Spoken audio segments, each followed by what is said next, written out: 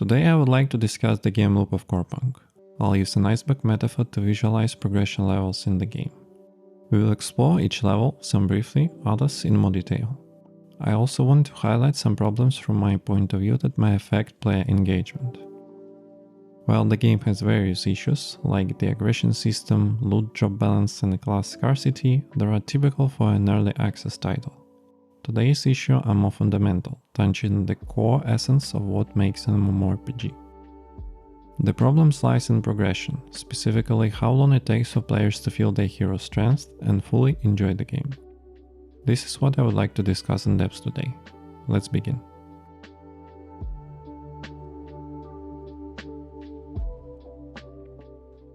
The first level of progression is typical for every MMORPG. You simply level up until you reach the endgame. This stage is necessary for the genre because to appreciate endgame gear power, players need weaker gear for comparison. Learning game mechanics is equally important, although this requirement is artificial, much like the game's lore or quests. It's artificial because you can't just kill 20 mobs for tier 1 items, then 50 more for tier 2 items and expect players to meaningfully compare this with endgame gear. A process that borrowing would drive players away within hours, nobody would persist to reach endgame content. That's why I always appreciate when developers make the journey to endgame as engaging as possible. Yes, we are all playing MMORPG games because of endgame content, and yet we can't skip this stage.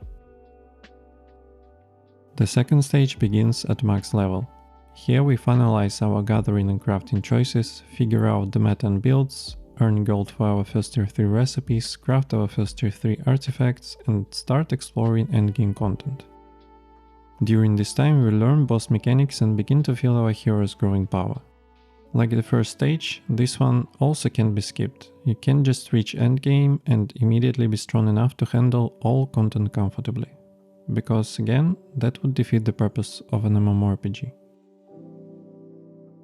The third stage begins when we realize that dying 20 times during a boss fight isn't acceptable, or when we get kicked from parties within seconds because our gear is too weak.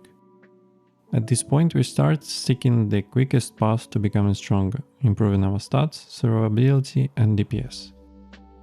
We begin farming materials to craft more tier 3 artifacts, or we craft numerous tier 1 and tier 2 artifacts to create overclocked versions with better secondary stats like crit chance or armor penetration.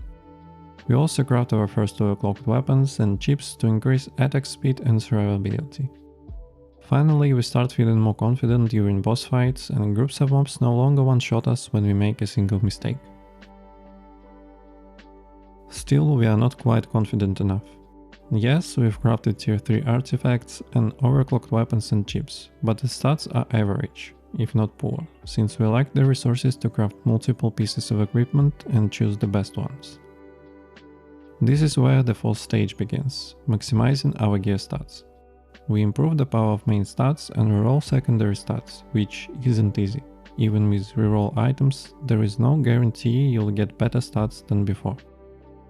The core challenge here is acquiring these reroll items. Before the loot distribution system changes and the decreased chances of finding reroll items in interactive landscape elements, it wasn't as difficult. It still took time since you need many attempts. Remember, there is no guarantee of improvement after each reroll. But after these changes, the effort required to get even a few reroll items is ridiculous. I consider this stage the most problematic because the game has many secondary stats that need rerolling, as you'll only get desired stats in 1 out of 10 crafts. Tier 3 artifacts have 3 types of main stats, each with 5 power stages. Imagine how many rerolls you need for just one decent tier 3 artifact, and you can equip 6 artifacts total. Beyond reroll items, you also need substantial gold to buy synthesis fuel, which is necessary for the reroll process. This stage creates a snowball effect, forcing players to spend dozens of hours before they are satisfied with their gear. You may say, but you can buy reroll items on the marketplace right now, it's not a big deal anymore. And partially you'd be right, we can just press a few buttons and the reroll items appear in our backpack. But have you seen how much they cost? Reroll items are among the most expensive items on the marketplace, still forcing us to spend thousands of hours farming gold and ancient coins just to afford them. During the 5th stage, we replace tier 2 artifacts with tier 3 artifacts based on their secondary stat quantities. We need to obtain tier 3 artifacts of rare or epic quality, which is quite challenging as all options are more time consuming than previous stages. The options include hoping to get lucky during artifact crafting to receive rare or epic quality items, obtaining tier 3 upgrade kits from Prison Island, or crafting multiple common and uncommon tier 3 artifacts to synthesize them into rare or epic ones. While you may have encountered runes in early stages, they deserve mention here. Runes are powerful items that increase your hero's strengths. They are essential on our path to becoming a formidable force.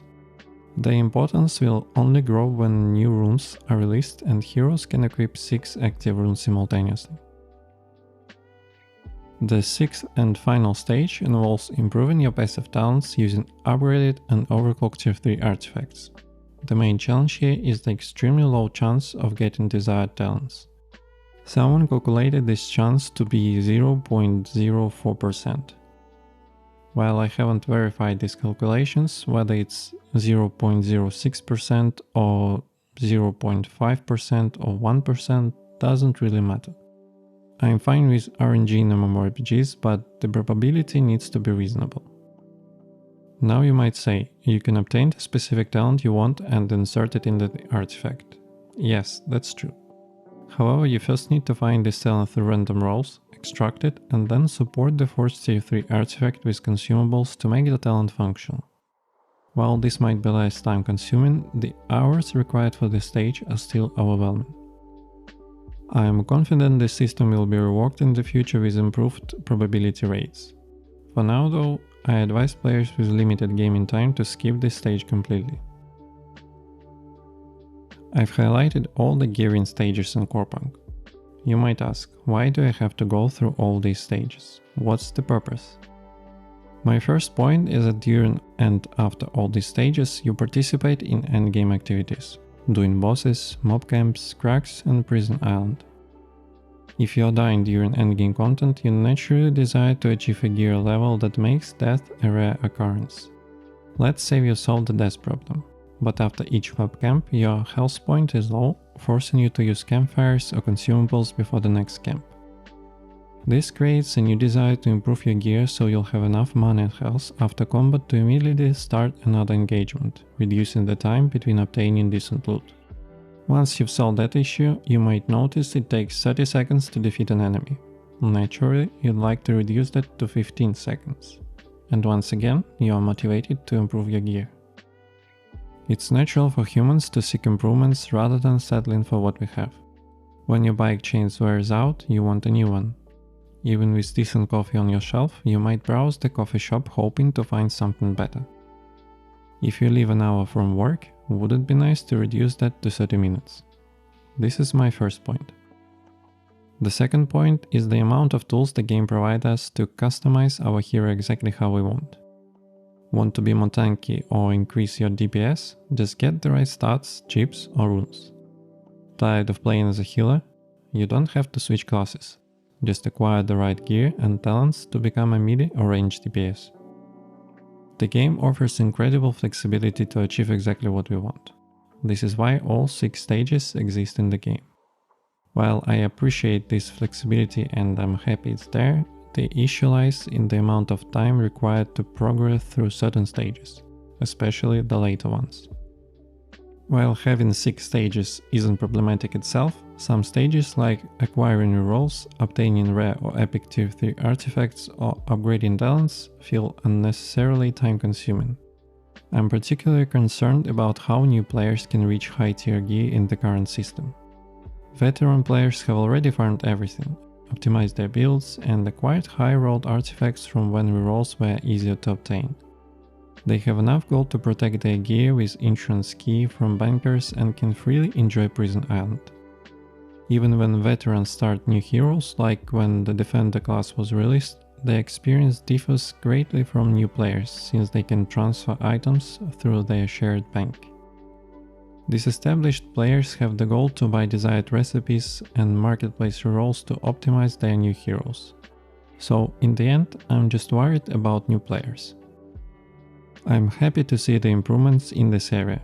The recent update brought us improved drop rates for rerolls and the ability to gather more resources from each node to craft more tier 3 artifacts, which affects the 4th and 5th stage timeframes. It would be nice to see similar improvements for the 6th stage. There is another important issue, though smaller than the previous one. Even after spending dozens of hours farming and grinding, after reaching Prison Island and feeling comfortable there, we still face another tier of high-end gear. Triple star tier 3 artifacts, tier 3 chips, tier 3 weapons and their recipes. This entire layer of gear is exclusive to Prison Island. The issue isn't the additional grinding, that's expected in a MMORPG. The problem is that there is an entire tier of items you can't access unless you successfully complete Prison Island. The developers previously stated that one of their core principles was to provide players with multiple paths to obtain items through different types of content. Don't like PvE? You can fight other players and still get PvE equivalent items. Don't like gathering? No problem, farm camps instead, and you'll get complete items rather than resources. However, certain item tiers are only obtainable through Prison Island. You can't get them anywhere else. You can buy them on the marketplace or sell them. Either you grind Prison Island or you won't get tier 3 weapons and triple stat artifacts. What about players who enjoy the game but don't like Prison Island itself? What about those who don't have enough time to prepare for Prison Island completion? My suggestion is to follow the approach used in most MMORPG games. Make certain items exclusive to specific content, like a powerful rune or the highest rolled items for endgame content. Release a broad range of items and distribute them across different endgame activities so everyone can achieve their goals by playing the content they enjoy. To conclude, I'm happy to see a reduction in the necessary farming time for specific stages, particularly the reroll phase and high-end tier 3 equipment. However, I hope the work here will continue as I don't want these timeframes to become either overextended or too short. I would like the developers to find the right balance between acquiring high-end gear and the time players need to spend achieving it. Additionally, the item tier exclusivity of Prison Island should be reconsidered. What do you think? Do you agree or disagree? I'd love to see your opinions in the comments below. Thank you for your time and see you in the next video.